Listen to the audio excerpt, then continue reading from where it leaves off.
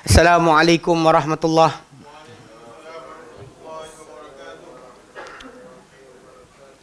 Bismillahirrahmanirrahim. Alhamdulillahirabbil alamin.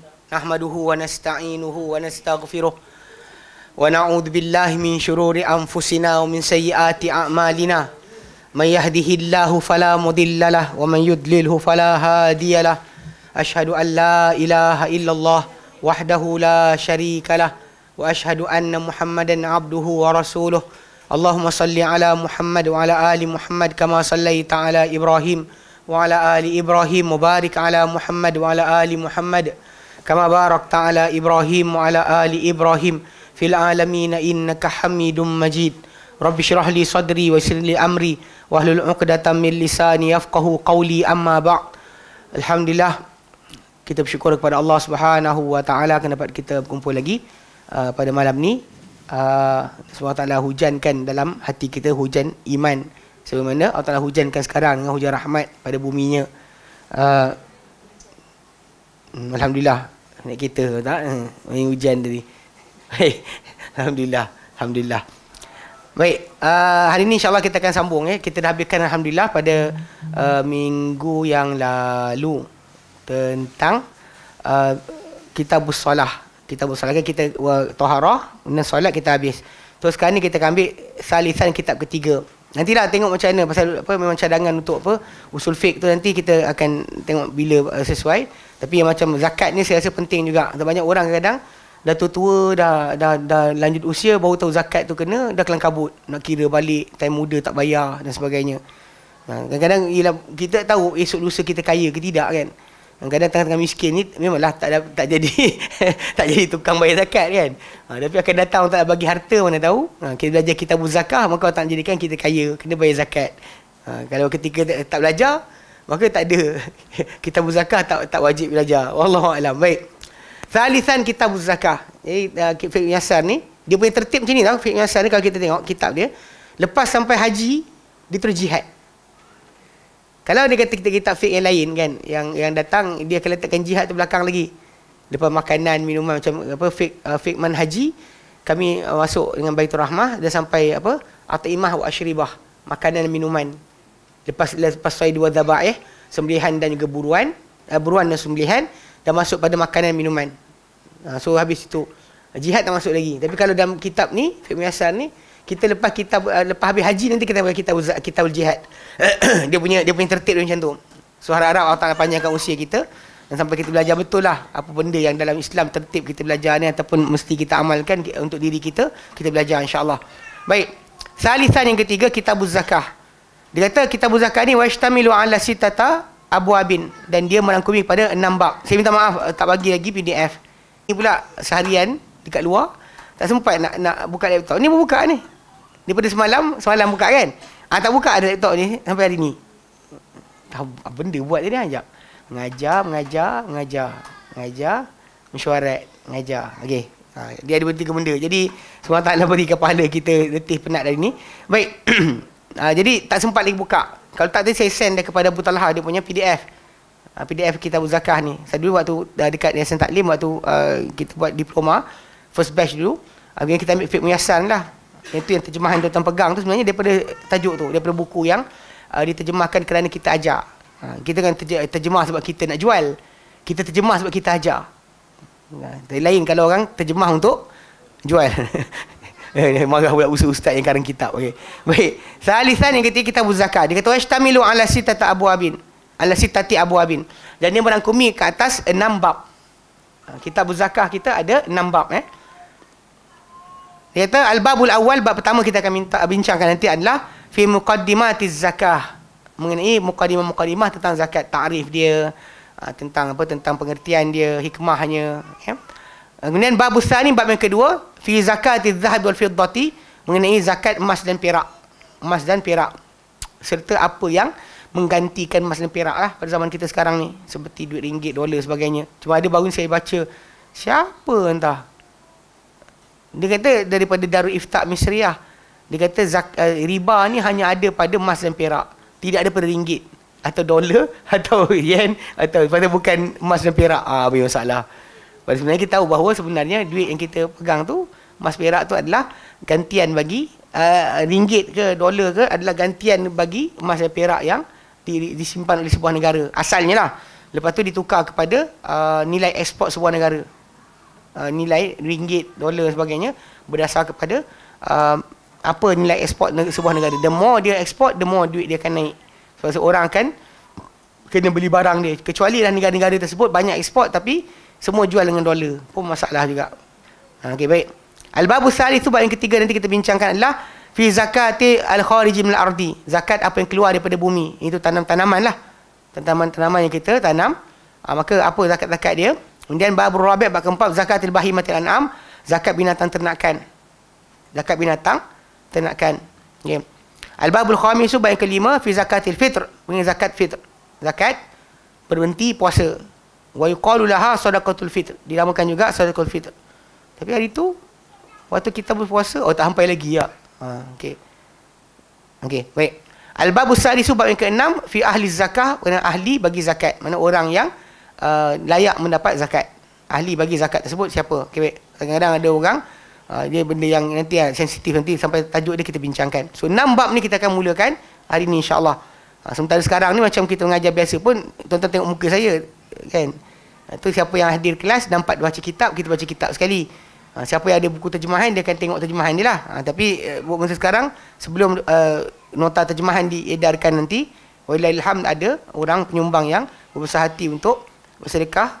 Nanti insyaAllah diedarkan secara percuma. Sampai kadar jumlah tu lah. Jumlah yang diberikan. Lepas itu kena bayar. Serius? Alhamdulillah. Okey. Baik. So sekarang kita masuk dalam dia punya permasalahan tadi. Al-babul awal, bab pertama fi muqaddimatiz zakah, berkenaan dengan muqaddimah bagi zakat. Wa fihi masailu, padanya ada beberapa persoalan. Al-masalatul ula, persoalan pertama fi ta'rif zakah, mengenai ta'rifan zakat. Apa ta'rif zakat? Az-zakatu fil lughati, zakat dalam bahasa, an-nama wa ziyadah, pertambahan dan juga pertumbuhan dan juga pertambahan. Pertambahan dipanggil sebagai zakah. Wa yuqalu zakat zar'u idza nama, dan dikatakan zakat az-zar'u, tanaman itu berkembang. Bila jadi zakah bila ia berkembang atau tumbuh. Ia bertumbuh dipanggil sebagai zakah. Di istilah bahasa original meaning digunakan. Wa syar'an, dari sisi syarak pula, ibaratun an haqqin, ia gambaran mengenai satu hak. Yajibu fil mali, wajib pada harta. Alladhi balagha nisaban muayyana, yang sampai kepada nisab tertentu, kadar itu nisab tertentu. Dia adalah hak yang wajib pada harta yang sampai kepada kadar tertentu. Bisyurutin makhsusatin, dengan syarat-syarat yang khusus. Mana jenis harta dan sebagainya, orang yang nak bayar tu semua sekali kita akan bincangkan nanti. Okey. Li ta'ifatin makhsusatin, yang mana hak ini untuk kumpulan tertentu di kalangan manusia, bukan semua orang. Kesian tu kesian, tapi masalah banyak zaman sekarang ni dengar orang bincang berkenaan dengan duit zakat tu buat apa? Kenapa tak bagi orang ni, tak bagi orang tu, tak bagi orang sekian? Semua orang akan sibuk. Kan duit tu banyak. Jadi timbul tajuk. Baik. Wahia, dan zakat ni sebenarnya adalah tuhratun lil abdi, penyucian bagi atau pembersihan bagi seseorang hamba. Wa tuhratan, pembersihan bagi hamba. Wa tazkiyatan li nafsihi, dan penyucian bagi jiwanya. Penyucian bagi jiwa. Dia adalah pembersihan bagi seorang hamba dan penyucian bagi jiwanya. Qala ta'ala, firman Allah Ta'ala dalam Quran surah Taubah ayat 103. Beliau Ta'ala perintahkan Nabi SAW untuk mengutip atau mengambil zakat daripada umat Islam. Allah Ta'ala nyatakan, khudh min amwalihim sadaqatan, ambillah hai Muhammad, ambillah daripada harta mereka sadaqatan, satu jenis sedekah. Jadi sedekah bukan wajib bukan sunat, dia wajib. Sebab tu sedekah ni ada, bila kita bincang sedekah wajib, itu zakat. Sedekah sunat itu pemberian kita, suka hati kita nak bagi kita nak bagi. Tapi bila sebut sedekah wajib, ini tajuk dia, zakat. Jadi ambil daripada harta mereka satu sedekah. Tutahhiruhum, yang kau sucikan mereka. Waktu yang kau bersihkan mereka dengan sedekah tadi. Ambil daripada harta mereka, hai Muhammad, satu sedekah yang kau sucikan mereka, kau bersihkan mereka dengan sedekah tersebut. Mana duit tu dia ambil, harta tu dia ambil, ataupun mana-mana lah, tak kira binatang ke apa, dia ambil daripada orang berkenaan, daripada hartanya, maka dibersihkan dia daripada dosa, disucikan akan jiwanya. Wahya sababun min sababi isya'atil ulfati wal mahabbati, dan dia adalah satu sebab daripada sebab-sebab penyebaran kemesraan di kalangan manusia, kecintaan, wat takafuri baina afradil mujtama'il muslimi, dan saling tanggung menanggung di antara individu-individu masyarakat Islam, masyarakat muslim. Sebenarnya itu tajuk. Maka sebenarnya kalau zakat ni dibuat dengan benar, dengan betul agihan dia, dan sebenarnya bukan disimpan. Ya, nanti akan datang kita bincang lah. Tajuk ni masih sensitif. Tak tahu lepas ni kan kerana apa? Kerana tajuk zakat ni lah kena gantung apa? Tauliah ke, Allah alam. Tak, dia serius. Sebab benda ni sangat sensitif. Dia dipolitikkan, disekiankan. Pasal duit tu banyak. Duit tu banyak. Bila dikutip. Tapi soalan dia, nak kena simpan ke nak agihkan? Kadang kita tengok kan, ada orang suka macam simpan, kita ada simpanan banyak ni. Sebenarnya zakat bukan untuk disimpan. Bukan untuk disimpan, bahkan untuk diagihkan. Macam kita sebutkan, harta ada untuk belanja. Mata untuk lihat. Telinga untuk dengar. Kalau simpan mata tak nak melihat, tak gunalah. Kan? Telinga ada tak nak dengar. Kan kaki ada tak nak jalan. Ni satu ingatan untuk diri saya dan tuan-tuan sekalian. Sampai di peringkat umur nanti, kalau kita dah mula rasa macam letih sebagai kan, jangan ikutkan sangat perasaan tersebut. Jalanlah. Sebab selagi kita berjalan, kaki kita akan ada kekuatan untuk berjalan. Kita berhenti berjalan, nanti Allah Ta'ala tarik. Start tak boleh jalan langsung, dah langsung. Itu benda-benda yang kita kena ingat. Apa Allah Ta'ala bagi, jangan tak pakai. So, bila kita sebut tentang semua benda-benda tu, tiba-tiba sampai kepada apa? Harta. Harta ada untuk jazakallahu khairan. Terima kasih.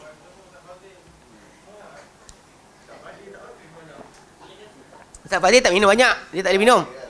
Ini macam mana? Dia ini siapa? Macam mana juga, tapi minum juga. Selati je. Setiap orang ada ujian masing-masing. Okay. Dia tak boleh. Saya tak apa. Baik. Jadi macam kadang-kadang kan bila kita lihat benda ni memang punca untuk kasih sayang menyayangi. Bahkan orang yang miskin nampak orang kaya, dia akan doakan kebaikan. Bukan nampak orang kaya menyampah kata pencuri harta orang sebagainya. Sebab agihan tadi. Kadang bentuk-bentuk penyelewengan, bentuk kehilangan duit tadi kan, tak diagihkan, merugikan. Memang kita tahu bahawa memang ada orang sebutlah kan, dari idea dia kata kalau kita bagi semua pada orang miskin ni kan, nanti dia malas ayat tu. Sebenarnya tajuk malas bukan tajuk dia. Tak balik pada asal rezeki masing-masing. Ada lebih bagi. Kalau kedekut je, kedekut je. Jangan bagi alasan. Jangan katalah sebab ni kalau kita bagi joran dan pancing. Jangan bagi dia ikan. Kan? Yang bagi orang tu ikan. Ini bukan daripada hadis Nabi. Ini kata-kata pujangga barat. Jadikan sebagai slogan hidup. Nak tolong orang pun salah. Kadang-kadang ada sampai orang tu dia kata, kalau kita jadi bos, jangan belanja kita punya orang bawahan. Sebab dia kata benda tu tak elok. So chain of command jadi hilang. Pelik pula. Kita pula rasa kalau makin belanja makin orang sayang kita kot. Allah alam kan. Kadang-kadang pelik. Jangan makan bersama pun ada. Itulah pantang larang orang Melayu kita dulu, Allah alam. Ada juga saya keluarga saya tengok bapak tu, dia punya lauk dan sebagainya, anak-anak tak boleh sentuh. Yang mak kena asing siap-siap bapak punya. Jangan cuit. Serius. Bapak saya dulu macam tu. Terus terang cakap. Bapak saya dulu macam tu. Rahimahullah. Tapi dia memang banyak jaga pantang larang lah. Jangan kutip kuku tengah malam dekat rumah. Dia bising tak ni. Rumah kita orang tak ada, tak pernah kita orang ni, anak adik-adik ke saya ke, tak pernah main alat muzik. Recorder tu, sekolah beria suruh beli. Tak pernah beli. Saya takkan beli, tak minta duit dengan dia beli pun. Saya memang tak bagi. Memang jangan bunyi lah benda tu. Ayam berkokok petang pun siap. Dia sembelih, serius. Ada kepercayaan orang Melayu. Bapak saya kuat jaga pantang larang. Rahimahullah. Kan? Jadi saya tengok yang bab makan tu memang betul. Dia asing siap-siap. Mak saya kan asing siap. Memang bapak saya dia balik ni dia takkan campur dengan kita orang makan. Makan sekali, ketika makan sekali lain. Tapi kalau makan setiap hari tu, yang akan makan dia punya makanan tadi memang dia asingkan. Allah, tapi kadang-kadang ni lah ada benda macam bapak saya tak bagi makan natang kan. Natang pinggan kan. Dia kata kalau kau jadi ketua nanti orang tak ikut dengar cakap kau. Cakap yang tu.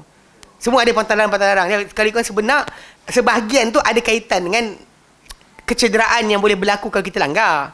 Macam kita ukur tengah malam zaman dulu, dengan tampu tak cukup, apa ketik kan luka. Kan? Macam nantang pinggan tu pegang macam tu, kebaikan kalian jatuh tu kuat. Tumpah nanti kan gitu-gitulah, benda terpandang ni jatuh dah. Jadi itulah. Betul apa? Tapi tak dia suka basahkan pinggan. Itu tajuk lain lah. Pinggan kena tuang air. Mudah nak basuh sebenarnya. Tapi basic dia macam tu lah. Kadang-kadang ada pantang larang yang kadang-kadang kita lihat. Dalam masyarakat kita ada. Jadi macam kes yang tadi lah. Macam harta kan, kekayaan yang ada tadi. Kalau dia kata kita jadikan benda berkenaan apa, diguna, dipakai. Kalau kita kedekut, jangan kedekut tak apa. Tapi kalau kita jangan bagi alasan untuk kata tak nak bagi pada miskin tadi sebagainya. Sebab manusia ni tak sama nasib. Betul, ada orang tanya saya, dia kata, Ustaz, orang anda berkuasa, kenapa dia tak bagi dekat Afrika, dekat tempat sekian ni, apa rezeki macam tempat kita. Walaupun sebenarnya ketika tu kita pun tak kurang faham. Afrika ni kenapa sebenarnya payah sangat bab makanan. Punca dia bukan sebab kerana kemarau dan sebagainya.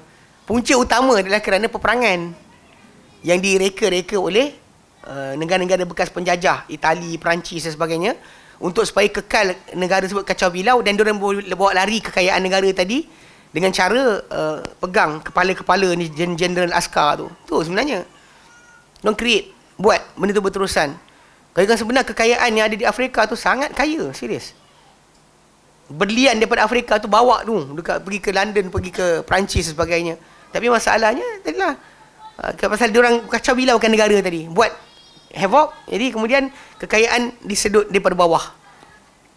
Pasal dia tak boleh nak jajah dengan cara jajah asal. So cara dia rosakkan negara tersebut. Jadi negara-negara Afrika ni bukan tak ada ni. Even pertengahan Afrika tu khatulistiwa. Macam kita, Juzul Qamar, antara negara-negara Afrika tu dia ada durian. Durian macam kita. Cuma kenapa tak maju? Tak ada sekian. Sebab tadi cara mereka buat, pecahkan. Macam Somalia contohnya kan. Bila dulu General Farah Aidid, satu-satunya pemimpin selepas negara komunis satu demi satu sosialis datang, sampai Farah Aidid ni dia berdapat satukan semua kabilah Somalia. US nampak bahaya, dia pergi hantar pasukan tentera untuk bunuh Farah Aidid dan keluar. Cerita Black Hawk Down tu kan. Black Hawk Down tu sebenarnya just masuk Somalia, bunuh Farah Aidid. Ini kisah-kisah yang kita kata kena faham. Dia bukan sebab kerana tu. Jadi, yelah, ada orang tanya saya, dia kata, Ustaz, kenapa orang tak bagi semua negara kaya cukup dan sebagainya kan? Saya kata supaya orang yang ada lebih bagi kat sana. Awak tak boleh makan semua. So bagilah dekat sana. Itulah sepatutnya. Kan? Bukannya kita pasal kena ada sikap. Dan bila ada memberi tadi, automatik yang miskin akan pandang pada yang kaya dengan rasa hormat. Dia hormat yang kaya tadi tolong dia akan rasa hormat. Kan? Yang kaya ada sifat belas kepada yang miskin. So pusingan itu yang sebenarnya dikendaki berlaku dengan kewajipan zakat.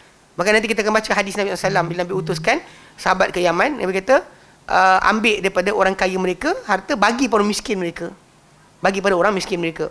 Dia pada pasal pengagihan zakat ni, pada zaman dahulu, zaman Nabi SAW sendiri pun, akan dibawa kepada orang Islam yang dalam negara itu dahulu. Kecuali berlaku contoh macam ke zaman Umar bin Khattab dahulu berlaku kemarau.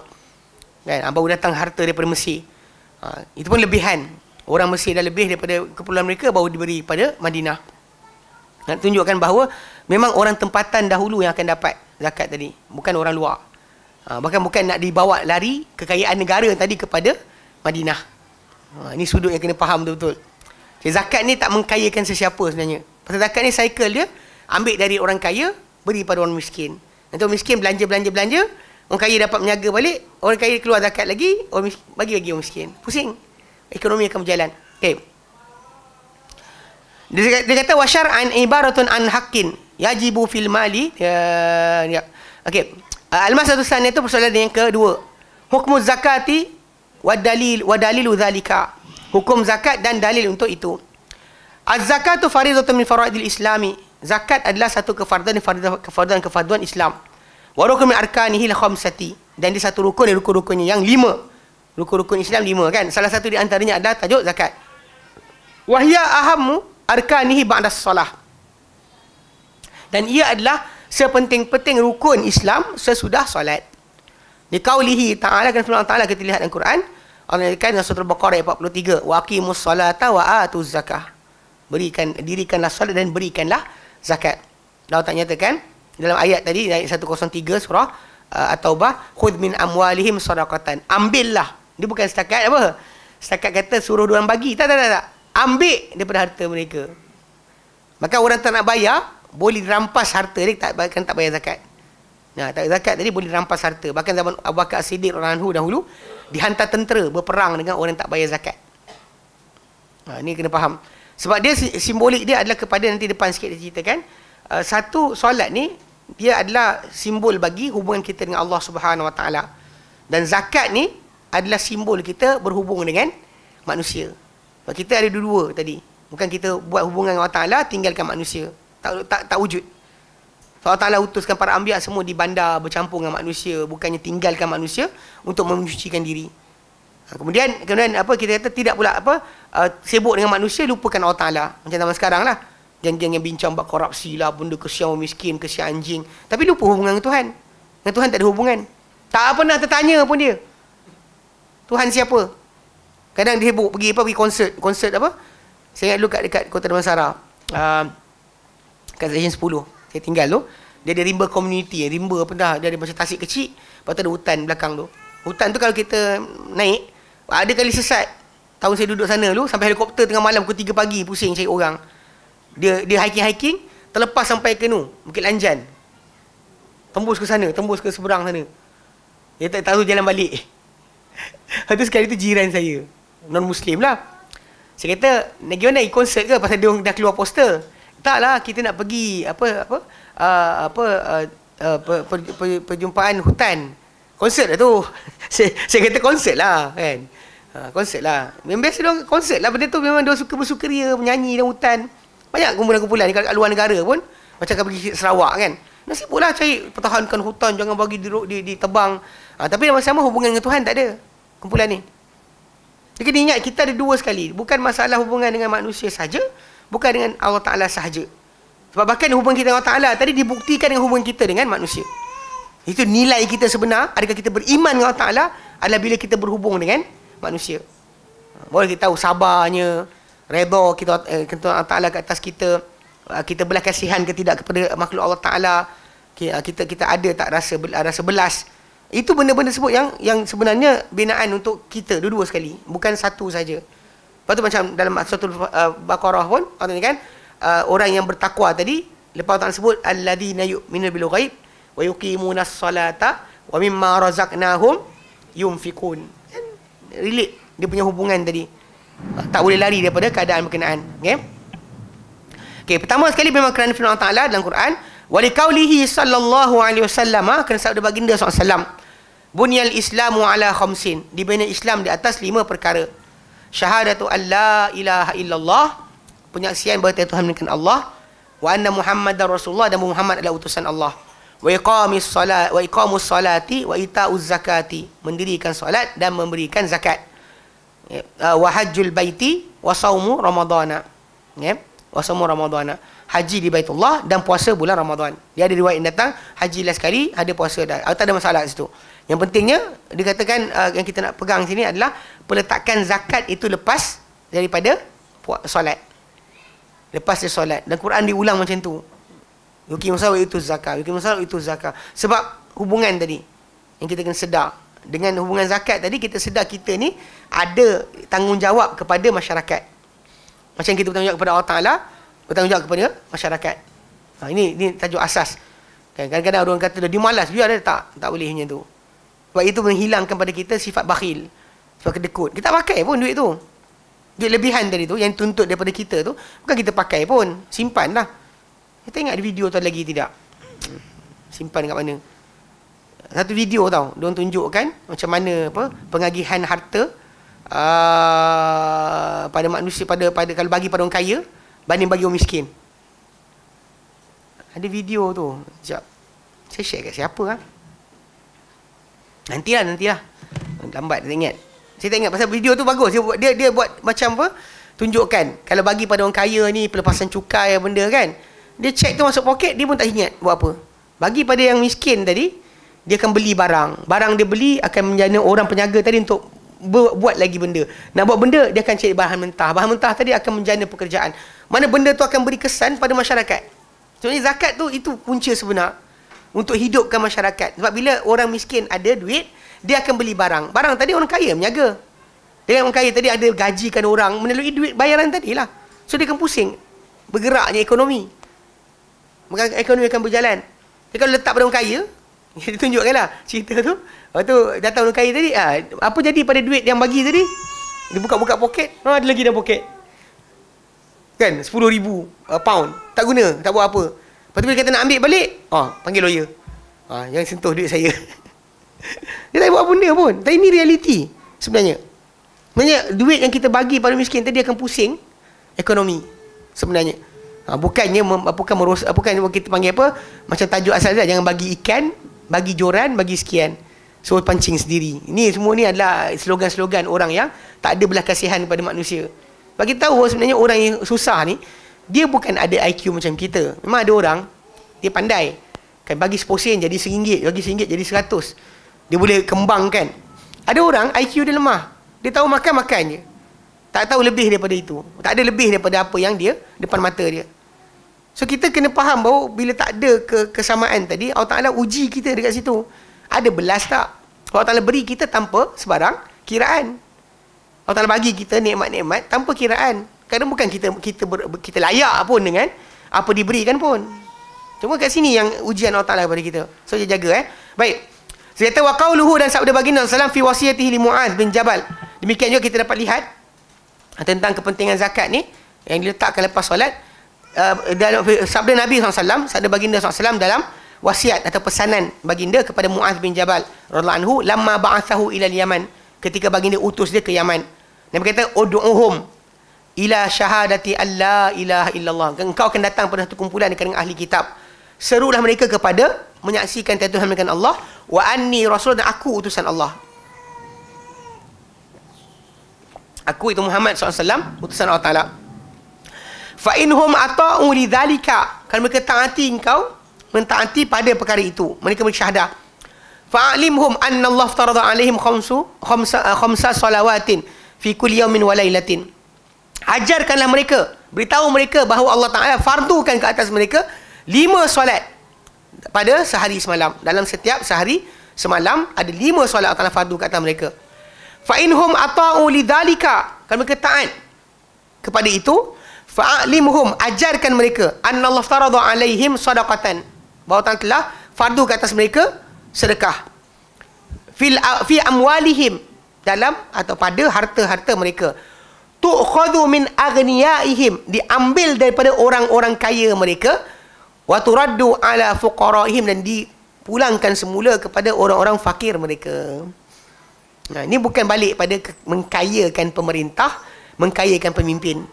Pasal cycle zakat tadi adalah kepada channel-channel dia, laluan-laluan tadi.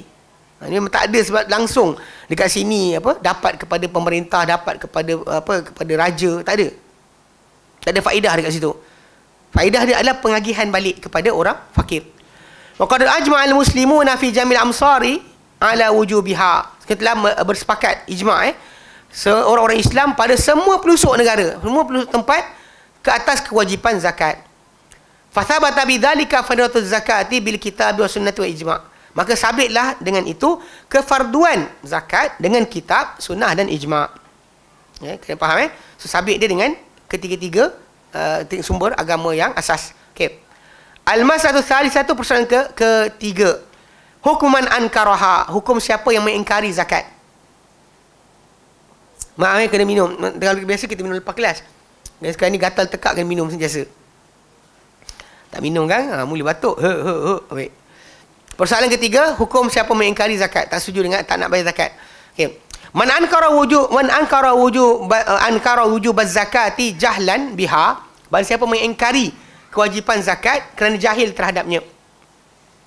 Wa kana mimman yajhalu mithluhu dzalika, dan dia adalah di kalangan orang-orang yang jahil seumpama dia seperti tentang perkara itu. Dia termasuk dengan orang yang jahil. Macam seumpama dia seperti itu. Contoh, kenapa dia boleh ada jahil? Imma li hadasati ahdihi bil Islam. Sama ada kerana baru sangat masa dia dengan Islam. Mana baru sangat masuk Islam. Hadasatil ahdi baru saja, ahdihi masa dia dengan Islam. Dia punya masa Islam tu baru sangat, baru masuk Islam, tak tahu kewajipan zakat tu ada. Jadi logiklah. Okey. Aw li kaunihi nasha'a bi badiyatin ba'idatin 'anil amsar. Ataupun keadaan dia membesar di kawasan pendalaman yang jauh daripada bandar-bandar. Jauh daripada bandar, maka tak tahu tentang kewajipan hukum zakat. Kalau dia tak tahu macam ni, urifa wujubuha, akan dimaklumkan kepada dia kewajipan zakat.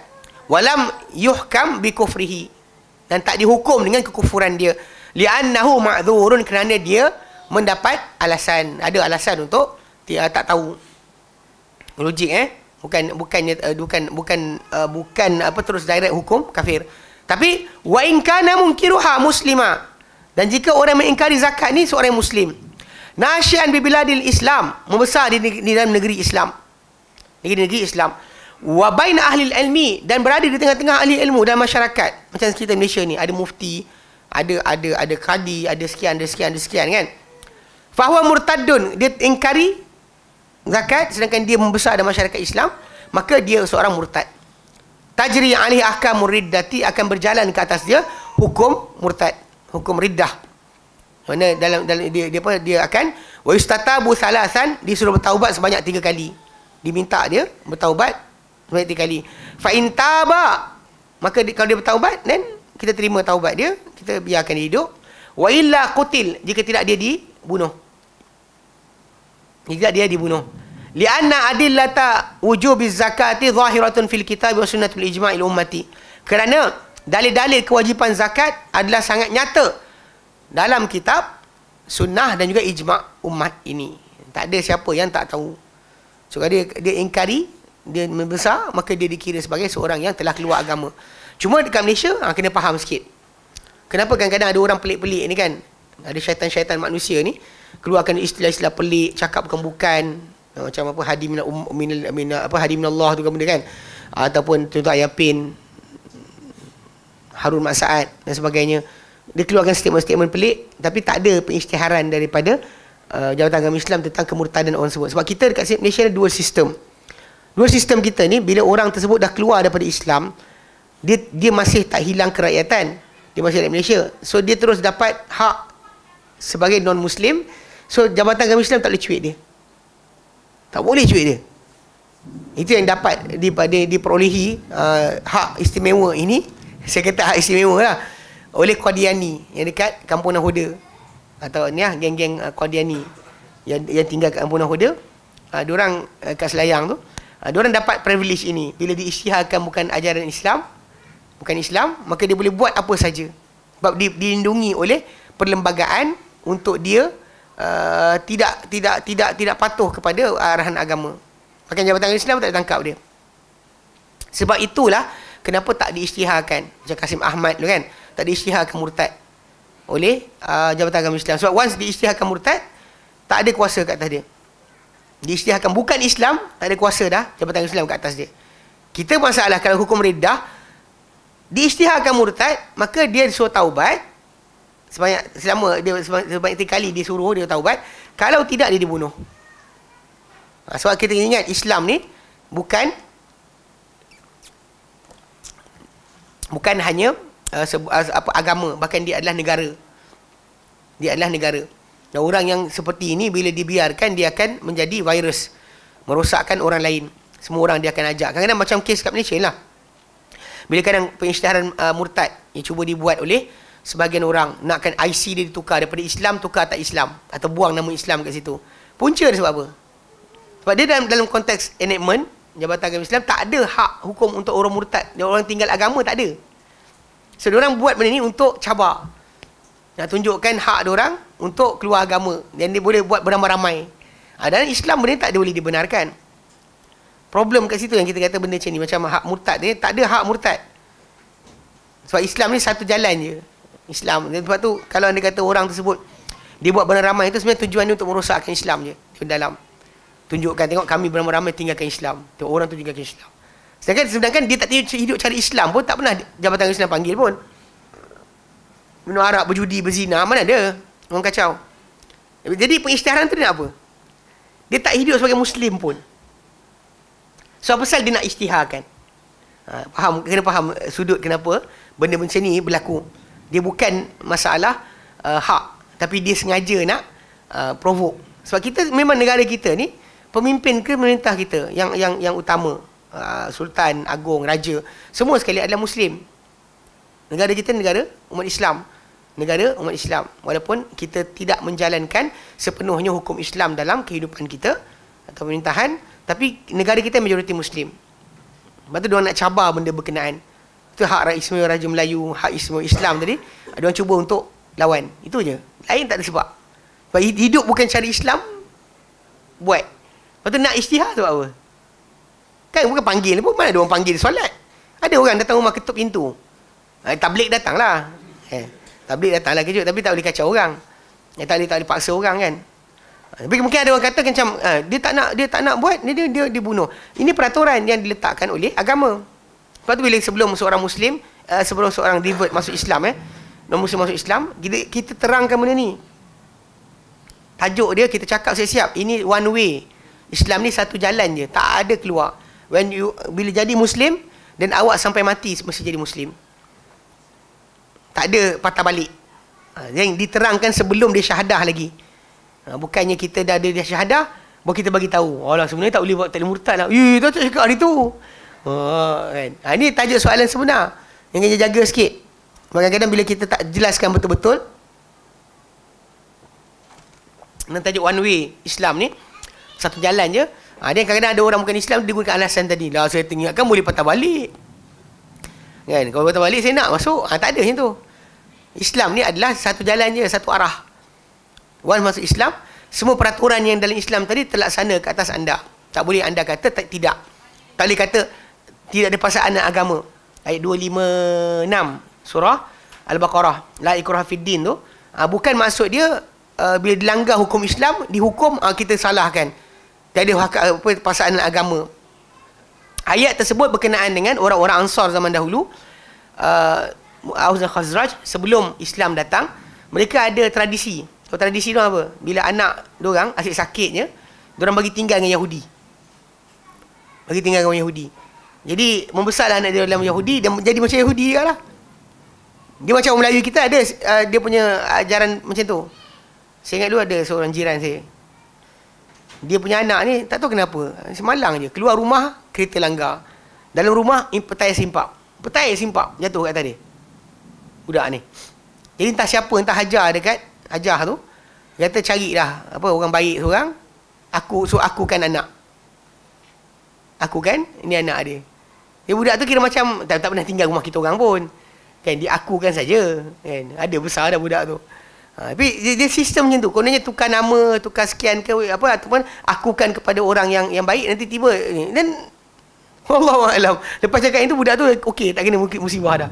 Kalau tidak asyik cedera je. Jadi mak dia sampai minta tolong, Pak Imam tolonglah ambil anak saya. Saya cakaplah, aku kan anak saya ni anak Pak Imam dia tu. Sebab ini tradisi orang Melayu kita dulu. Jadi orang Yahudi, kalau dekat Madinah dulu, sebelum Nabi pindah ke sana, diorang ada tajuk tersebut. So bila diorang buat sistem tersebut, tinggalkan anak mereka dengan Yahudi, anak mereka besar dengan Yahudi tadi, ikut ajaran Yahudi tadi. Lepas tu bila sekali Islam datang dan berlaku kes pengusiran sebahagian Yahudi daripada Madinah. Ketika tu diorang bising. Dia kata, ya Rasulullah, tu anak aku. Ini anak kami, ini anak kami. Lepas tu Nabi kata, diorang nak Islam tak? Nak Islam tak? Kalau dia nak Islam, masuklah bersama kita. Kalau tidak, taklah. Diorang pula dah sayang keluarga Yahudi diorang. Tak nak berhenti, tak nak patah balik. Dan ayat tu datang dekat situ. La ikrah fid din. Orang tak masuk Islam, tak dipaksa masuk dalam Islam. Tak dimasukkan dia dalam Islam secara paksa. Adapun Muslim yang dah Muslim, memang dia terikat dengan semua peraturan yang duniawi dan ukhrawi yang diturunkan oleh Allah Subhanahu Wa Taala. Termasuk kes masalah murtad. Ni kena jaga sikit. Kadang bab ni kadang menjadi tajuk yang liberal dan sebagainya, kata Islam paksa. Paksa benda je, kan? Macam orang kita di Malaysia lah. Kan undang-undang kita kan antara yang paling berat berkenaan dadah. US bawa dadah tak ada kena gantung. Tak gantung sampai mati. Kita punya undang-undang gantung sampai mati. Kita warisi daripada British. Kenapa? Sebab British dah rasa sendiri hasil pengedaran dadah ni. Bahaya dadah ni, diorang kena. Sebab dulu diorang British, kalau tuan-tuan nak tahu, Hong Kong tu dipegang oleh British sampai 97.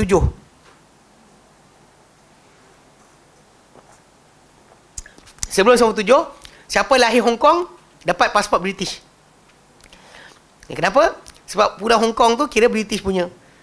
Dipegang oleh British sampai 97 sebab beberapa ratus tahun yang sebelumnya berlaku perang candu. Bila penyaga daripada British datang bawa candu ke China, dan orang Cina mabuk candu, tak hidup macam tak hidup dan sebagainya, Maharaja Cina ketika tu ambil keputusan untuk musnahkan, hentikan penjualan candu.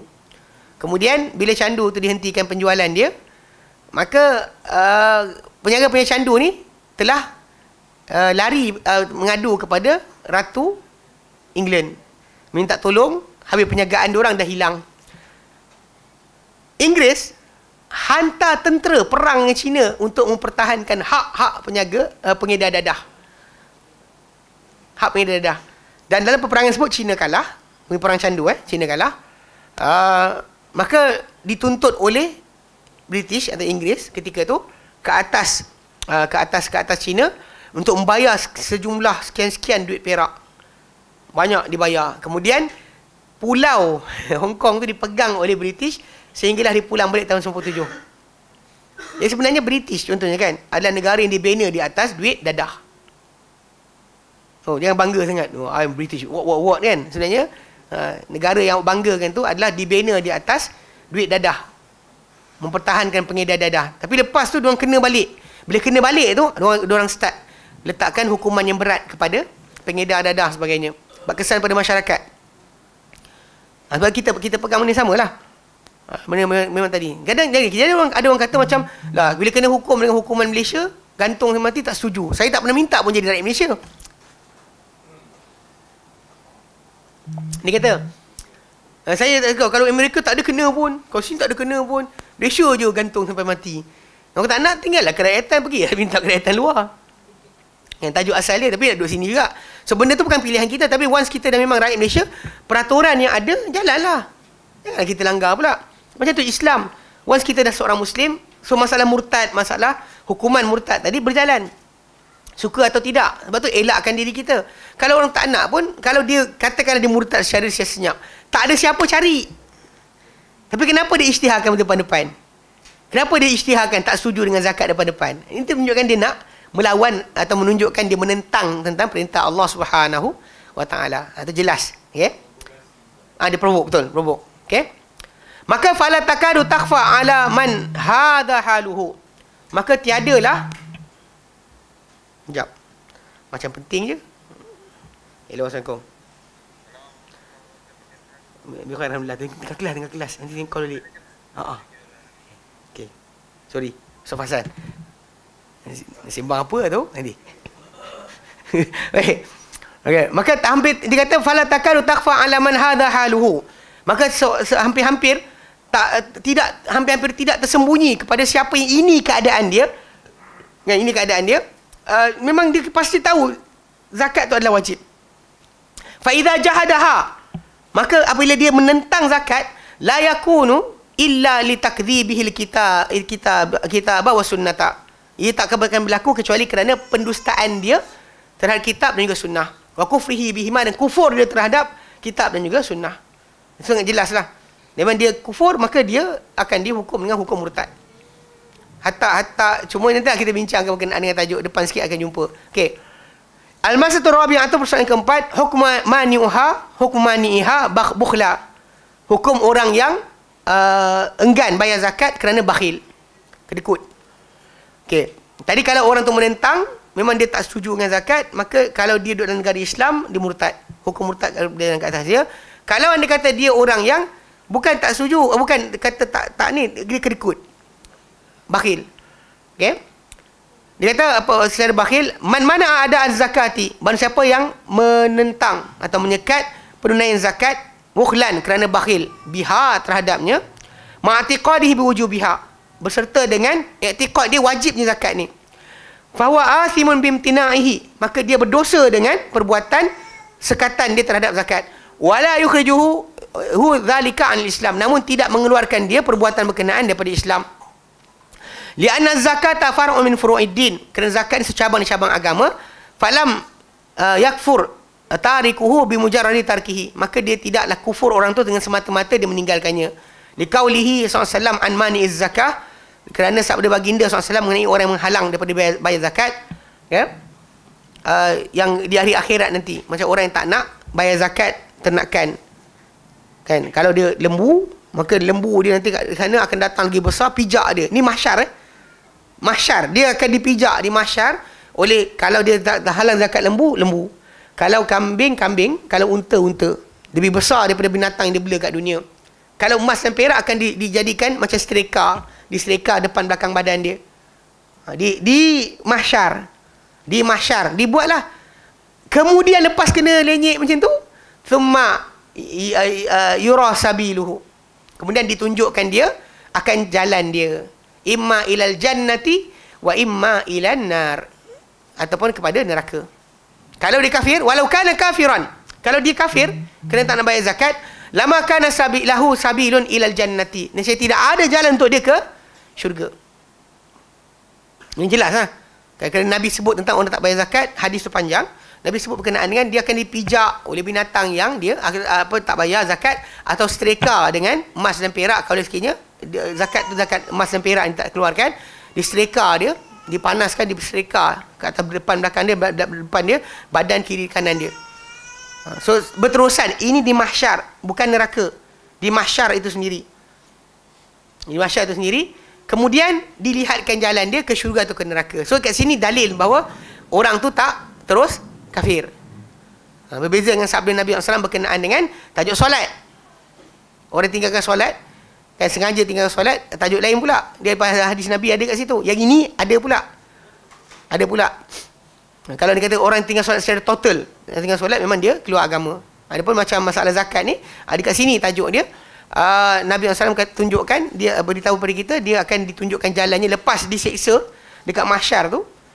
Kat mahsyar orang tengah sibuk menunggu nak berjalan, nak dihisap, dia akan dilenyek dulu, siap-siap.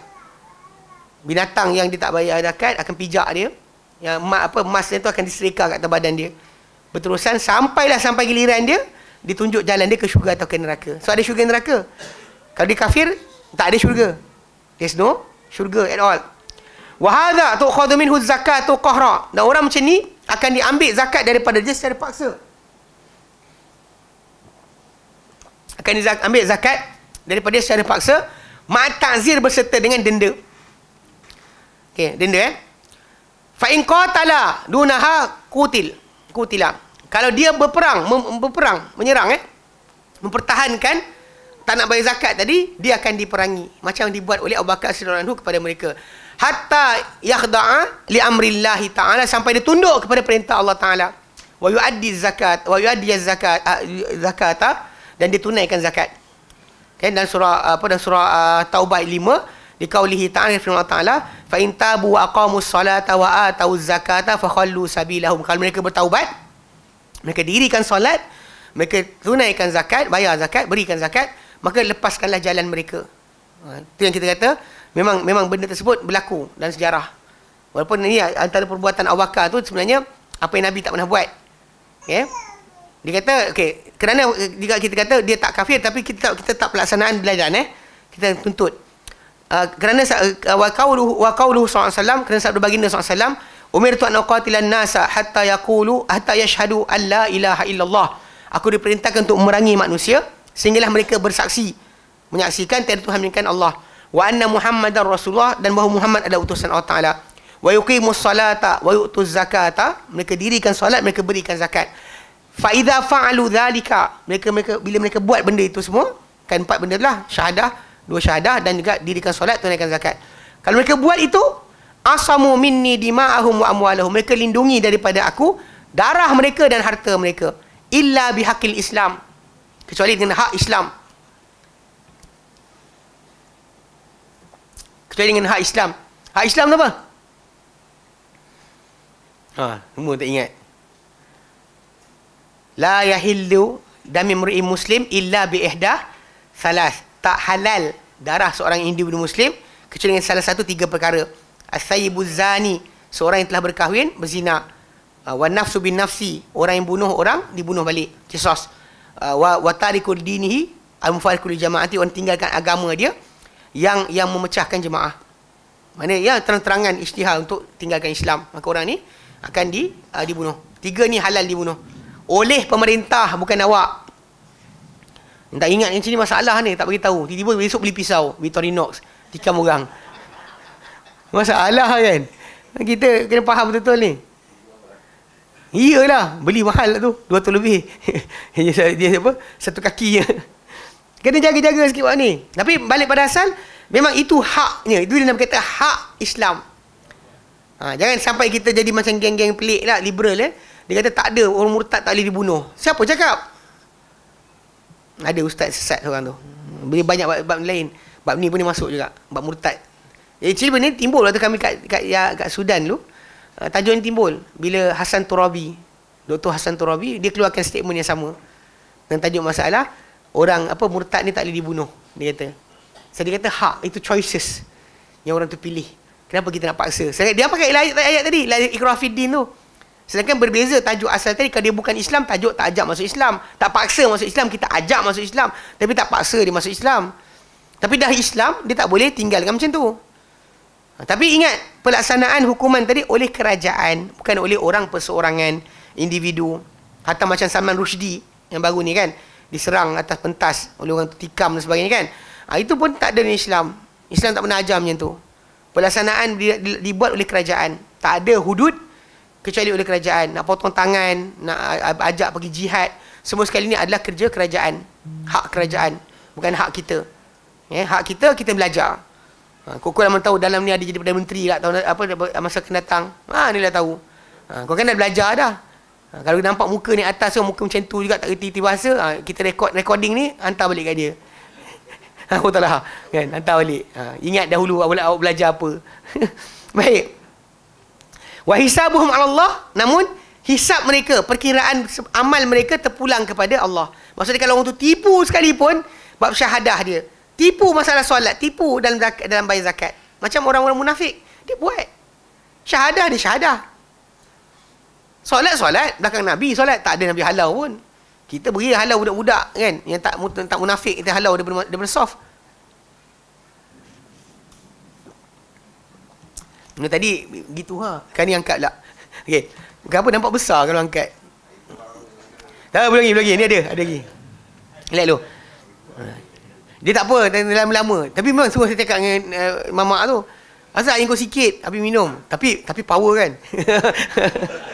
Dia kata macam tu. Tapi pure kan. Kita gelap betul-betul. Dia halia banyak lah. Dia power lah. Tapi ais letak banyak. Okey. Maksudnya kalau dia tipu sekalipun, kita tak boleh nak halau. Tak boleh sekat. Hisab terpulang kepada Allah Ta'ala. Zahir dia buat benda ni, harta mereka terjaga, nyawa mereka terjaga. Walaupun masih kita kata orang munafik tadi menipu. Apa dia buat tadi bukan betul-betul kerana Allah Ta'ala. Hanya untuk menjaga nama mereka di tengah masyarakat. Jadi bila dia syahadah, dia solat, dia bayar zakat, dan Nabi kata, mereka lindung daripada aku, darah mereka, harta mereka. Maka semua haram, tak boleh cuit. Namun kecuali dengan hak Islam yang 3 tadi dan hisab mereka terpulang kepada Allah. Terpulang macam mereka tipu ke betul ke dan tak kan. Kita dengan zahir saja. Kita hukum dengan zahir. Yang mana apa dalaman hati dia terpulang kepada Allah Subhanahu Wa Taala. Ini kena pegang betul. Dan yang memang laksanakan hukum adalah kerajaan.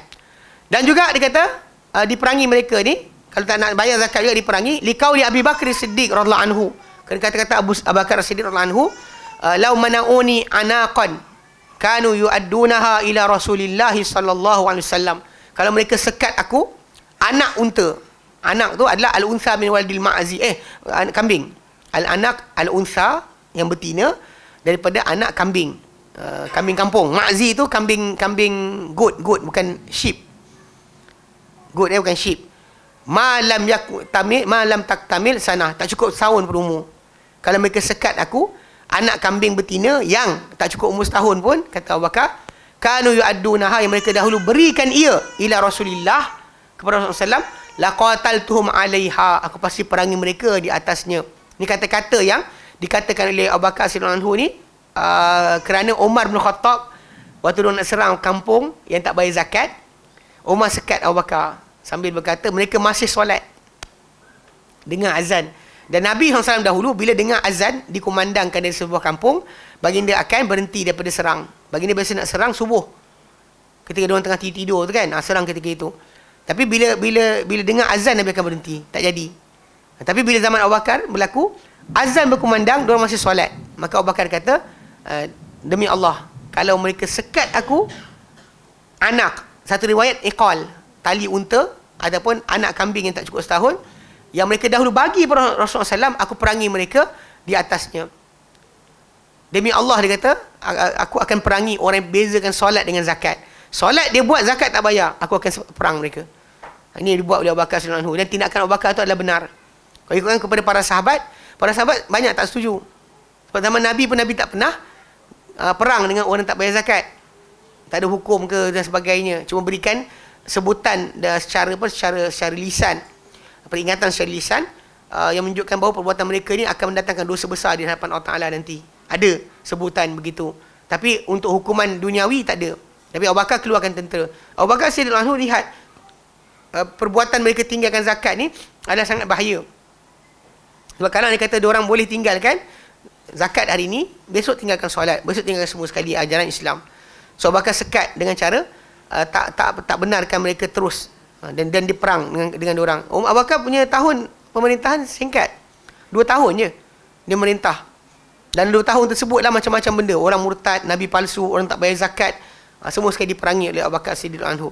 Tapi apa dibuat oleh Abu Bakar ketika itu, membuka jalan untuk keluasan Islam pada zaman Umar. Itu pentingnya. Saya ingat Ustaz Hakim Abdad, hafizahullah, Abdul Hakim Abdad, dia waktu datang Yayasan Taklim tu disebut tajuk ni. Dia kata kerana Islam ni hanya tersebar, menjadi luas, menjadi berkembang bila mana akidah betul. Once akidah dia salah, dia takkan boleh berkembang. Macam ketika zaman Nabi kan, berkembang dengan pesatnya. Tapi lepas tu bila Nabi wafat, start diorang tak nak bayar zakat. So dekat situ dah mula kuncup.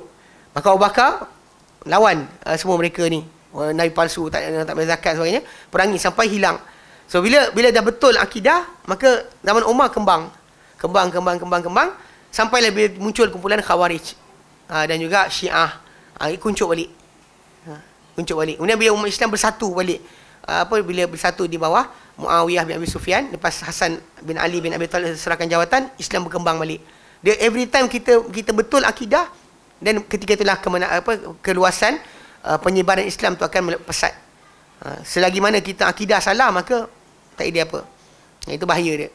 Tapi orang tak sedar. Jadi perbuatan Abu Bakar tu sebenarnya memberikan peluang untuk apa yang dapat daripada Umar.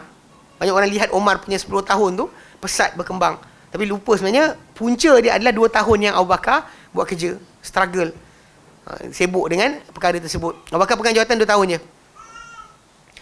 Dan juga selain itu juga, apa yang kisah Abu Bakar tadi memberitahu kita tentang hak pemerintah, hak ketua negara.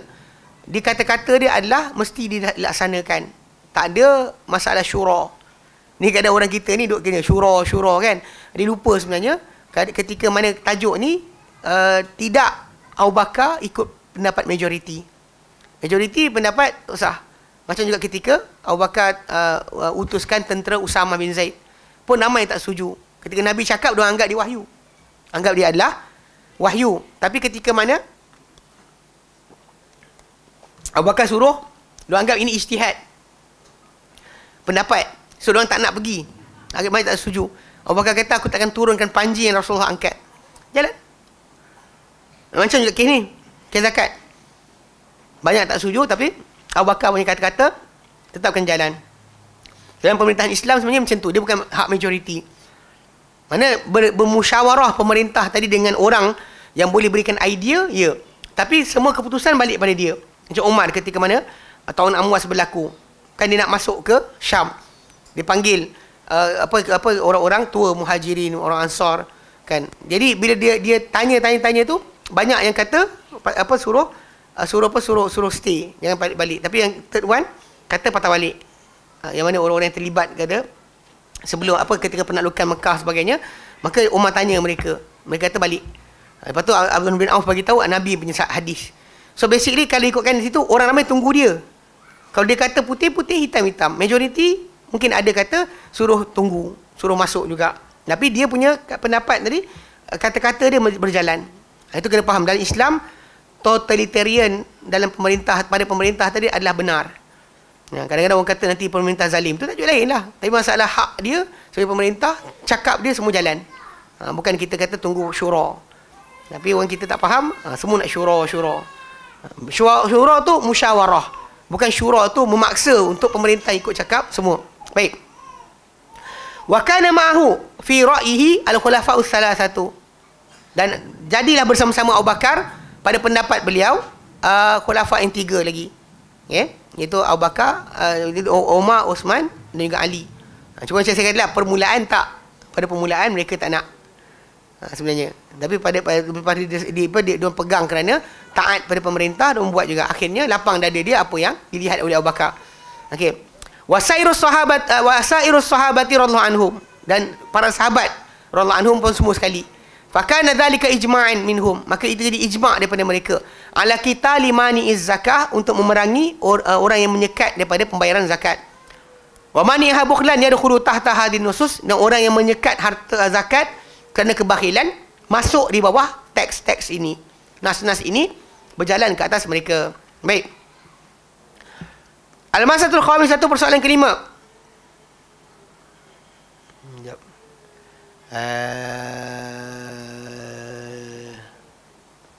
Okey, persoalan kelima. Boleh pergi terus. Fil amwali allati tajibu fiha zakatu. Mengenai harta-harta yang wajib padanya zakat. Bukan semua harta kena zakat. Ini kena faham. Kalau tu ada kereta banyak kan, kalau bukan dia niatkan untuk menjaga dan bukan disimpan aset. Macam ada baru ni saya dengar ada orang beli motor RZ untuk simpan, nanti jadi mahal baru jual. Itu simpan aset. Adapun memiliki kenderaan itu bukan macam tu, bukan untuk tujuan jualan dan sebagainya, maka bukan simpan nilai. Kena faham simpan nilai. Dia ada orang simpan nilai dengan benda macam tu. Bukan simpan duit, dia simpan barang. Untuk simpan nilai, bagi satu masa nanti barang naik, memang tu. Macam sekarang bila kes motor RZ jadi mahal kan, semua nyesal siapa tak beli. Ketika atau tengok atau 2000 apa? 2008, 2000 apa dah, ketika mula nak stop production, kan ketika tu bersepah dekat kedai. Tak ada pun orang ambil fertilizer lah, apa benda, tak ada benda pun. Tengok je. Tak ada beli. Sekarang ni gila. Gila betul. Bukan sikit-sikit harga. 80,000 80,000. Ni tak laju pun. Motor saya laju lagi. Kalau masuk ke highway, tak ada laju orang. Saya dah buat dah. Tak laju pun.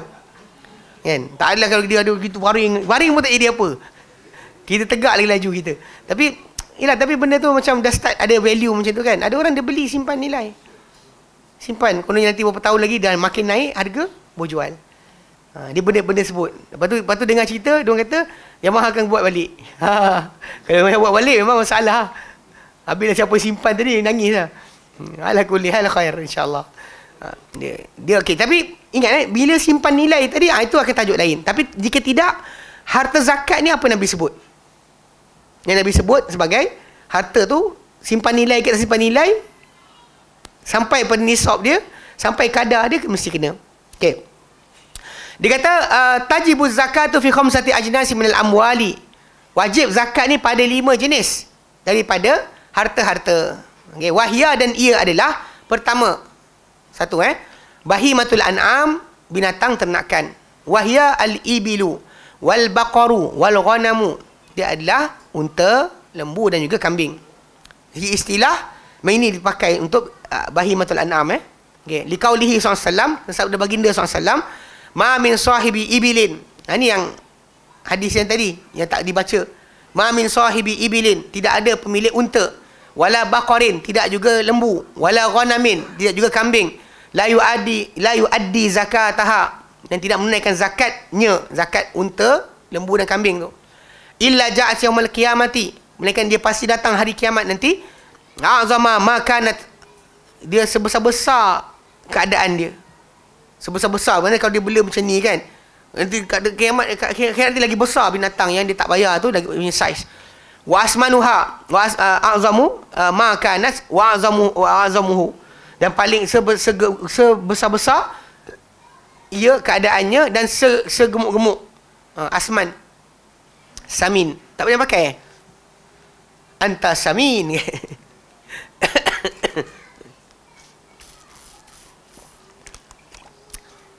Yang paling gemuk, dia kata tantahuhu biquruniha, yang dia akan tanduk orang berkenaan dengan dia punya tanduk dia. Dia akan sondol dengan tanduk dia. Wa tata'uhu bi azlafiha, dan dia akan pijak orang tu dengan kuku-kuku dia. Kullama nafadat ukhraha. Okey, setiap kali selesai buat kerja ni, yang terakhir dia, masa dia datang pijak lari. Ada sa'alihi ulaha, datang yang pertama tadi pijak balik. Tengok berapa ekor lah. Berapa ekor tak bayar. Kalau kata 3 ekor pijak, nanti pusing balik. Pusing. Hatta yuqda bainan nasi, sampailah orang tersebut diputuskan hukum di tengah-tengah, di antara orang ramai. Selesai orang ramai, dia dihukum, dia diputuskan hisap, baru dia orang jalan. Itu yang Nabi kata, dilihat jalan dia ke syurga atau ke neraka. Mana di mahsyar lagi tak masuk syurga, tak masuk neraka lagi, tak masuk neraka lagi, orang-orang yang tak bayar zakat akan diseksa dengan apa yang dia tidak bayar zakat dia. Kedua, okey, itu pertama binatang ternakan. Kedua yang kena keluar zakat adalah an-naqdani. Sekejap, bila sebut tentang binatang ternakan tadi, orang bela arnab, orang bela ayam kan, banyak mana pun ayam tu, mahal mana pun ayam tersebut, ayam serama lah, yang apalah, yang laga dan sebagainya, tidak ada zakat. Zakat ayam tak ada. Tak ada, zakat ayam tak ada. Cuma bila perbahasan tu timbul tajuk, kalau kita jadikan dia binatang tadi untuk penjagaan, dan zakat penjagaan timbul. Kalau tidak, tak ada. Okay, kalau dia kata macam bela ayam kan, reban satu, dia ada besar banyak, dan zakat penjagaan, bukan zakat zakat binatang ternakan. Maka binatang ternakan ni dia akan ada angka jumlah tertentu yang dikeluarkan, bukan value numbers. Untuk lembu jumlah sekian kena bayar, unta jumlah sekian kena bayar, kurang jumlah tersebut tak kena bayar. Kambing macam tu juga. Semua sekali ada value, ada numbers yang kena bayar, bukan value.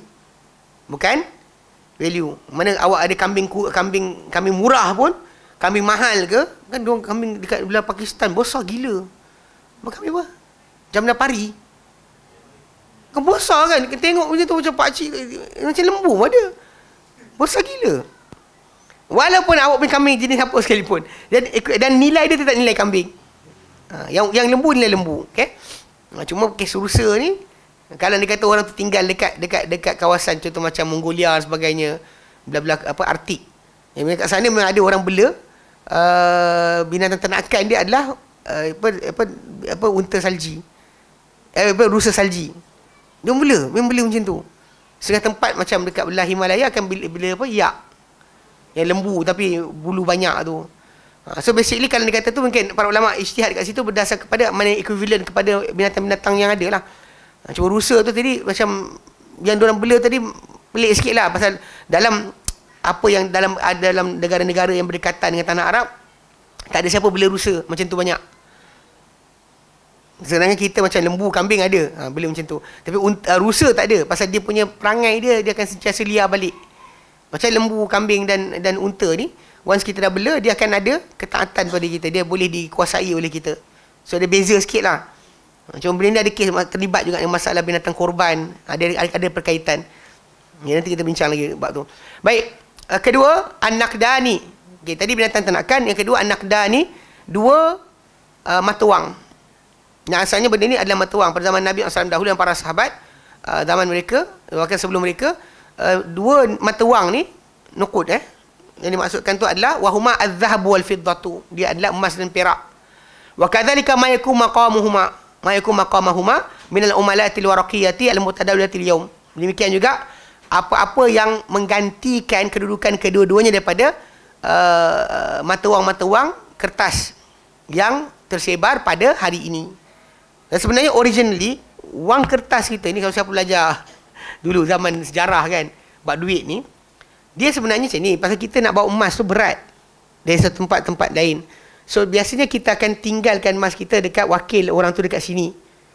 Sini dia ada tempat yang bagi dalam sistem dalam Islam bagi hiwalah.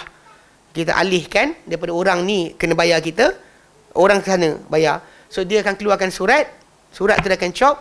So bila kita pergi bawa surat ni pergi tempat satu lagi, di negeri satu lagi, wakil dia kat sini dapat surat tadi, dia akan bayar balik kat kita apa yang kita serah dekat kawan sana. Style Western Union buat macam tu zaman sekarang kan. Pasal emas ni berat, nak bawa jalan-jalan leceh. So bila bawa surat tadi, surat tu kita gunakan untuk ambil balik. Itu original pergerakan untuk mula duit daripada emas perak ni tukar kepada duit kertas. Ini kena faham, itu asal dia. So memang sebenarnya lepas tu daripada situ mula start negara pula take over masalah tadi. So emas tu disimpan di negara dan keluarkan kertas. Lepas tu yang dalam surat dan duit.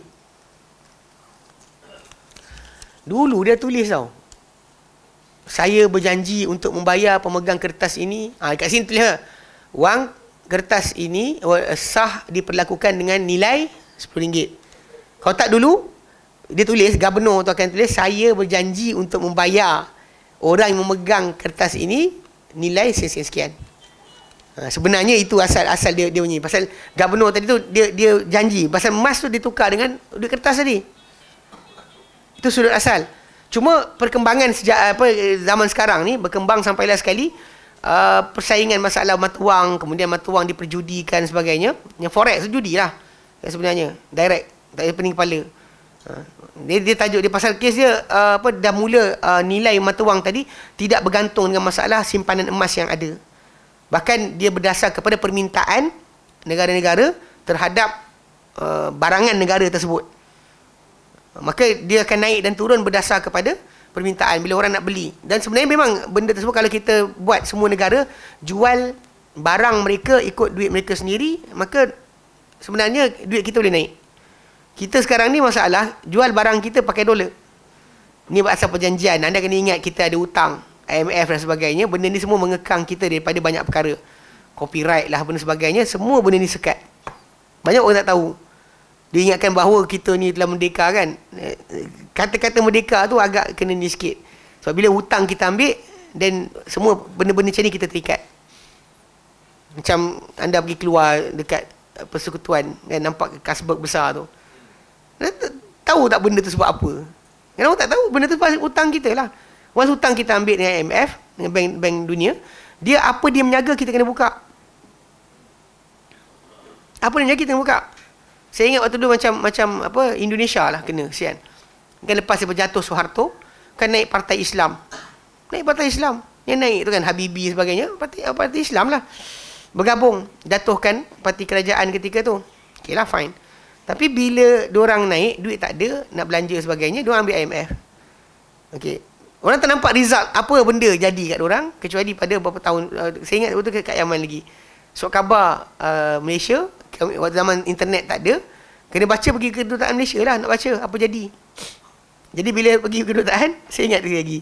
So khabar tu, dia ada muka depan, satu keratan kecil, tulis, majalah Playboy akan menjaga tata susila ketimuran Indonesia. Serius? Masa dia ketika Partai Islam tu merintah, tiba-tiba dia orang kena buka majalah Playboy bersih Indonesia. Kenapa? Parti Islam menang. Mimpin negara. Orang naikkanlah, tunjukkanlah yang ni pernah buat kau tebang lah bla bla. Yang Playboy ni membogilkan anak cucu kita. Mana pemimpin yang kita panggil buruk sangat perangai, biarkan anak-anak bangsa dia dibogilkan. Tapi kerana hutang tadi dah ambil, apa? Pasal ini agreement dia. Riba dia bukan bentuk masalah sakat bunga bayaran tadi. Bahkan riba dia pada apa yang dia minta kena bagi. Bank riba kena kekal, ini kekal. Jadi benda tu lah sekali kita tak boleh buat lah. Kalau Iraq, tuan-tuan tahu kan, Iraq bila Saddam Hussein dijatuhkan, bukan sebab masalah tu sangat. Dia dah buat keputusan yang diserang dengan segera tu, bila dia buat keputusan untuk jual minyak dia pakai dinar Iraq. Sekarang Rusia buat dah. Dia start buat. Dia jual minyak dia pakai rubel Rusia, tidak lagi pakai dolar. Start dia buat, nanti tengok negara-negara yang akan start nak buat dah. Once tinggalkan dolar, dan insya-Allah tajuk-tajuk dan lain tu akan lebih baik. Cuma ialah diorang akan gunakan kekerasan lah untuk pastikan benda tersebut masih berjalan seperti sekarang.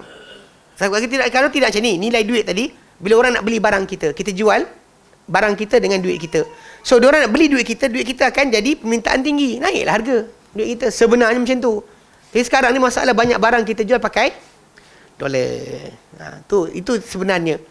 Ala kulli hal, okay, bila backup bagi duit tersebut adalah negara, itu yang kita terima pakai sampai sekarang.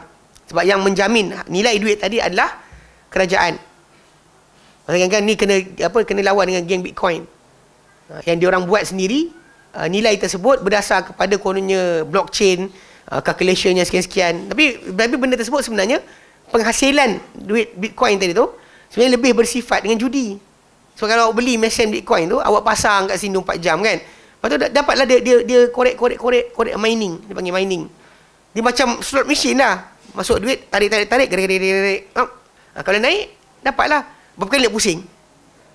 So hasil duit tadi sebenarnya Bitcoin tu macam tu. Macam mana awak nak kata benda berkenaan halal? Sebab dibasekan dengan benda berkenaan. Lepas tu nak beli pula, berikan nilai sendiri, kena pakai duit lain. Ala kuliah kena faham. Jadi cuma memang adalah juga sesengah orang yang mengatakan Bitcoin ni sebagai aset, maka dia kenakan zakat lah. Tapi dari asasnya benda tersebut, nak kata dia duit, dia tak mengaku duit. Nak kata dia bukan duit, dia memang duit. Cara nilai dia. Ala kuliah okay. Jadi apa menggantikan emas dan perak, semua berjalan ke atas dia perkara ni. Okay. Liqaulihi ta'ala, kan Allah Ta'ala surah At-Taubah ayat ke-34. Allah nyatakan, walladzina yaknizuna adh-dhahaba wal fiddata wa la yunfikunaha fi sabilillah fabashshirhum bi'adzabin alim. Dan orang-orang yang menyimpan emas dan perak dan tidak menginfakkannya, tak membelanjakannya secara wajib di jalan Allah Ta'ala, maka beritakanlah gembira untuk mereka dengan azab yang pedih. Dan juga kita kata dua nilai tadi, dua mata wang tadi juga diwajibkan pembayaran zakat dia termasuk asal zakat, kerana sabda baginda SAW, ma min sahibi dhahabin wala fiddatin, tidak ada pemilik emas, tidak juga perak, la yuaddi minha haqqaha, tak menunaikan daripadanya haknya, illa idza kana yaumul qiyamati, melainkan pada apabila nanti terjadi hari kiamat, sufihat lahu safaih min nar, akan dijadikan kepingan-kepingan untuknya daripada emas dan perak tadi, kepingan-kepingan daripada api neraka. Fa uhmiya 'alaiha, lalu akan dipanaskan emas dan perak tadi di kepingan tadi pada neraka jahanam. Fayukwa biha, lalu disereka dengan kepingan tadi, yang emas perak ini tak keluarkan tadi, dipanaskan di api neraka, jadikan kepingan dan disereka dengannya jambahu, bahagian tepi badan dia, wajabinahu, dan dahi dia, wa zahrahu, dan juga belakang badan dia. Kullama barudat ruddat lahu, bila setiap kali sejuk je kepingan tadi dikembalikan balik untuk dipanaskan, kemudian diseka lagi. Fi yaumin, pada satu hari yang kana miqdaruhu 50 alf sanatin, pada satu hari yang kadar dia adalah 50,000 tahun. Mana bayangkan kalau benda itu berlaku untuk sehari, 50,000 tahun dia sebenarnya mengalami akan perkara tersebut seperti di dunia. Itu basic yang menunjukkan bahawa ni sambungan pada hadis tadi lah. Hadis yang berkenaan dengan tadi. Dia juga lepas daripada selesai tu, orang selesai diputuskan hukum, barulah dia diperlihatkan jalan ke syurga atau ke neraka. Ya, baik. Ketiga, wallahu a'lam. Boleh je, sanggup tunggu pagi. Baik. Tak ada balik? Serius? Saya nak balik, ada benda kerja nak buat. Okey, baik. InsyaAllah nanti kita sambung lagi. Okey, ada soalan? Jep. Terus.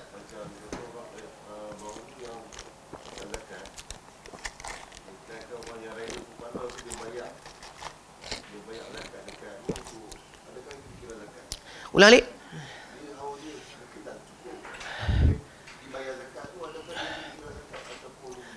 Okey, dia macam ni. Kalau orang tu bayar zakat sebelum waktunya, sebelum cukup haul, diterima. Kecuali, yelah kalau dia kata memang berlebihan, tak apa, kurang jangan. Contoh katakanlah, dia sampai haul nanti, kalau duit tu bertambah kan. Katakanlah, pada bulan 9, haul cukup. Dia bayar bulan 3. Tapi ketika bulan 3 tadi, tak cukup haul lagi. Tak cukup lagi setahun. So, kalau sampai bulan 9, sepatut dia kena keluarkan lebih. Dia bayar bulan 3, ikut nilai ketika bulan 3 tu, masih lagi katakanlah dia bayar setakat 1,000. Kalau dia bayar bulan 9, dia kena bayar 5,000. Dan sampai bulan 9, dia kena tambah lagi lah apa yang kurang. Okey. Tapi bayaran dia, kalau dia kata dia bayar, dan sampai bulan 9 masih nilai yang sama. Jumlah harta dia tak naik. 1,000 tu 1,000. Dia bayar awal tak masalah. Sebab kita nanti akan belajar berkenaan dengan tajuk pembayaran zakat awal sebelum waktunya. Sebab Nabi SAW pernah, bila Umar bin Khattab radhiyallahu anhu nak kutip zakat daripada Abbas bin Abdul Muttalib, bapa saudara Nabi, dia tak nak bagi. So Nabi SAW kata pada Umar, adapun Abbas, aku dah bayarkan untuk dia, kan. Lepas tu Nabi beritahu kenapa Nabi bayarkan. Nabi kata, ama, kau tak lihat ke wahai Umar, anna amma rajulin sinu abih, bahawa bapa saudara seorang lelaki itu, adik-beradik bapa dia tu macam bapa dia sendiri. So Nabi bayarkan bagi pihak Abbas sebelum daripada sampai masa. So jadi memang kalau orang tu bayar zakat awal, tak ada masalah. Cuma jangan sampai bila sampai haul tu, benda tu masih kurang daripada yang sepatutnya. Ada masalah, ada yang dia kena tambah. Jika cukup, then tak ada masalah lah. Pengeluaran zakat sebelum haul tu tak salah. Tidak ada masalah. Jelas? Okey, ada soalan lain?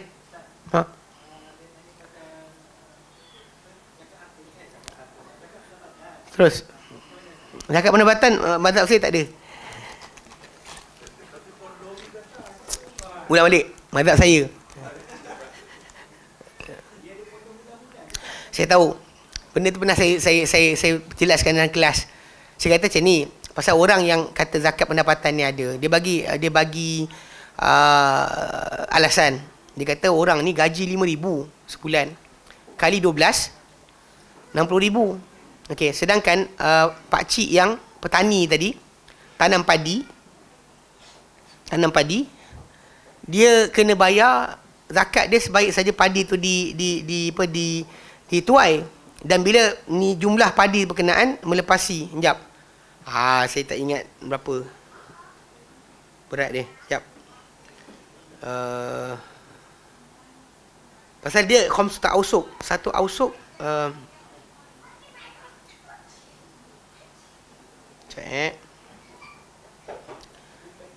Okey, dalam lebih kurang dalam 1,600 kot. 1,600, 1.6 tan lebih kurang. Dia atau 1.5 tan, dan dia wajib bayar lah. Kalau kurang dia tu tak payah. Okey, jadi diorang kata tengok equivalent nilai tadi kan, katakan 20,000 kan. Lepas tu bila pakcik tadi bayar, sedangkan dia 20,000 je. Abang kita ni 60,000 gaji dia, kata tak kena bayar pula, kata dia. Okey. Problem dia sekarang macam ni. Okey, balik pada asal, dia zakat ni apa lebih daripada kita punya perbelanjaan. Bukannya masalah dia bila sebut kadar tadi, sebut Allah Ta'ala, dan kadar tu kena sampai dulu. Problem ni macam kita katakanlah, saya sebut pada student tu, saya kata orang tu gaji dia 5,000, kemudian dia beli rumah dia beli, bulan-bulan dia kena bayar 2,500. 400,000 punya rumah, bulan 2,500, 2,000. Okay. So tinggal apa? 2,500. Dia pakai Honda City, bayar bulan-bulan 1,000.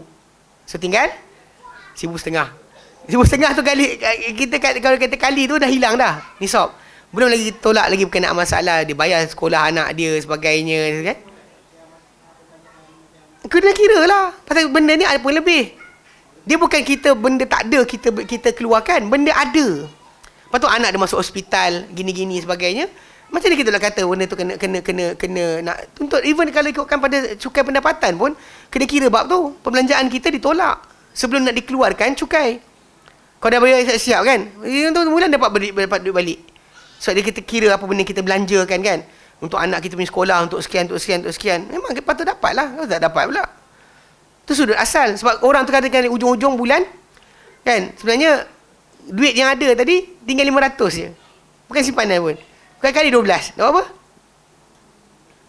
apa? 5 kali 12. Semua dah tergagau. 6,000. 6,000 bukan nisab zakat. Dia tak tolak sebenarnya. Kalau tolak jadi 5,000 je. So dia kata ulang balik. Tak tolak. Dia kira gaji tu. Gaji yang dapat 5,000 tu kali 12. 60,000 lah bantai. Lepas tu kita tengok muka pakcik ni kan. Abang kita ni. Gaji apa 5,000? Tengok miskin je. Kita kata macam, tak ada lah mewah pun. Tak, memang tak ada lebih. Itu masalah asal. Cuma, yelah, benda ni berlaku sebab bila pusat zakat sebagainya diberikan pengurusannya kepada korporat. So, geng korporat dia ada KPI. KPI dia, kalau tahun ni dapat sekian, tahun depan mesti lebih lagi. So, dia orang fikir, macam mana cara nak ambil lagi duit orang? Tak, betul, tapi pasal ikutkan agihan dia bagus lah. Sepatutnya agihan dia bagus. Bagi saya tak ada masalah. Cuma KPI tadi, dia orang kena kejar tahun ni, tahun sekian, kena lebih lagi. Secara korporat tak sama kiraan dia. Bila anda dengar, syarikat tu kata dia rugi 5 juta. Kadang bukan rugi 5 juta sebab dia projek apa dia dapat tahun ni, tahun depan dia patut dapat lebih. Atau tahun ni dia untung, katakanlah 20 juta. Tahun depan dia untung 15 juta. Dia orang terus letak telah rugi 5 juta. Padahal sebenarnya produk awak jual tahun ni tak ada persaingan, tahun depan semua orang jual. Kalau sekarang ni orang tu jual sambal nyek kan, kan? Sambal yang viral tu. Betul, abang kita pun jual. Abu Muaz pun jual. Abang kita ni jual. So dah banyak pilihan. So kuranglah pula orang pergi kat dia. Janganlah kita kata macam saya telah rugi. Itu possibility, kesian lah kadang geng yang kejar KPI ni masalah sikit. So sudut tu sebenarnya. Pada saya macam orang kata benda sekarang pasal balik pada asal perbelanjaan. Betul kakak tu seorang. Dia saya kata macam tu. Tapi ustaz, dia pakai kereta Honda City buat apa? Pakailah kancil. Buat nak kurangkan perbelanjaan. So jadi boleh sedekah lebih. Saya pandang muka dia. Akak pasal. Akak kenapa kan? Saya kata orang tu masalah nak pakai kenderaan yang selesa. Apa masalah dia? Mana di Islam larang? Tunaikan hak. Beli itu kan. Itu pun Honda City bukan Mercedes. Kan? Kita kan kata dia pakai Mercedes, dia pakai Honda City kan. Selesa sikit lah. Nak kata apa paling high end, paling mahal tak pun. Tapi masalahnya dia kata pakailah Honda City, pakailah kancil, barulah dapat duit lebih untuk bersedekah. Sedekah tu bila apa lebih? Bukannya masalah sedekah tu kita paksa kena miskinkan diri kita punya penggunaan kerana nak bersedekah. Bukan macam tu cara dia. Kadang pula macam orang macam ni, kadang bila dia bersedekah, bab ujung-ujung semua pergi. Bagi orang ni, bagi orang tu, bagi sekian. Adik-beradik sini tak bagi.